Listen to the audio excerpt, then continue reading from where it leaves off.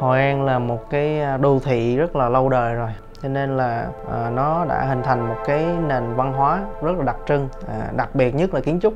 Vì Hội An về thời tiết thì hàng năm đều có mưa lớn và đặc biệt là bão lũ, cho nên cái kiến trúc đó nó phải đòi hỏi thích nghi với lại cái khí hậu. Thì cái lớp mái ngói nó rất là dày, lợp âm dương, bên dưới là kết cấu gỗ hoàn toàn và bọc xung quanh nó là tường. Bên ngoài nó chỉ hoàn thiện một cái lớp vôi để dễ dàng lau chùi. Một phần nữa là cái kỹ thuật xây dựng ngày xưa á, nó rất là thủ công. Nhìn vào trong cái không gian phố cổ Hội An nó rất là mộc mạc, tình cảm. Trong công trình này tôi muốn lặp lại cái điều đó.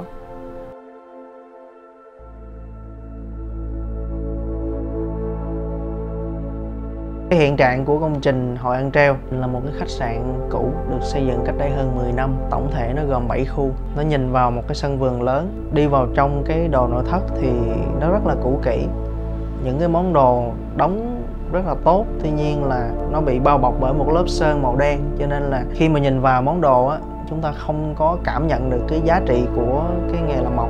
Ngoài ra thì những cái ô cửa sổ mở rất là nhiều, tuy nhiên là những cái song cửa sổ cũng như là cái cách mà tổ chức chức năng bên trong nó thiếu cái yếu tố riêng tư, cho nên là cửa sổ lúc nào cũng luôn luôn đóng. Yếu tố kết nối giữa trong và bên ngoài nó gần như là không có. Vì vậy mà tôi muốn là làm nhiều cái lớp không gian thì nó tăng cái tính thú vị. Đầu tiên là cái thú vị về thị giác đó đã. Khi mà tôi quan sát cái không gian của một cái ngôi nhà cổ Hội An á, là nó có rất là nhiều gian. Nó sẽ tăng cái tính kích thích của cái người ở hoặc là người khách đến. Thì có gian là tiếp khách, gian sân trong, gian là bếp, gian ngủ, có yếu tố riêng tư, có yếu tố kết nối. Thì tôi muốn trong mỗi khách sạn nó cũng lặp lại những không gian như vậy. Có những không gian ngủ, không gian vệ sinh, kể cả là không gian tắm ngoài trời. Xung quanh vẫn là một cái vườn lớn, cái bồn tắm mình đặt bên trong. Thay vì là ngăn bởi những cái vách ngăn là tường cố định rất là kiên cố, thì mình chỉ cần sử dụng những vách ngăn bằng tre và xen đó là những cái chậu cây, thì hoàn toàn có thể yếu tố vừa riêng tư nhưng mà vừa mở ra không gian bên ngoài. Tôi muốn đưa cái hình ảnh những cái không gian vòm, những cái không gian đó nó đan xen, nó lại phát sinh ra những ô cửa vòm.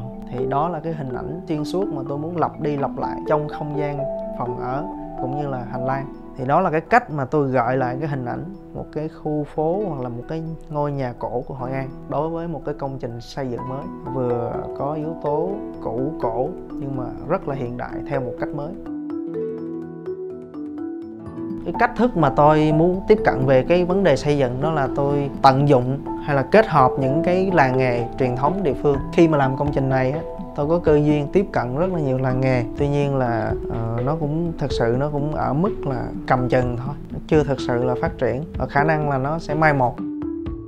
Tôi nghĩ cái vai trò của người thiết kế là không phải chỉ tạo ra những sản phẩm đẹp, nó phải có tính kết nối giữa những người làm nghề để họ có thể tham gia vào cùng làm một cái công trình với kiến trúc sư, với chủ đầu tư để cái nghề của họ có thể phát triển. Thì cái tính gắn kết đó tôi nghĩ rất là cần thiết. Cái hồn Hội An cũng là những cái người thợ làng nghề, bởi vì Hội An hình thành rất là lâu đời, thì những cái làng nghề đó hình thành để phục vụ cho những cái khu phố cổ, những công trình mà ngày nay chúng ta đến thăm cũng chính là những cái người thợ, những người đã nhào nặn ra cái hồn của Hội An.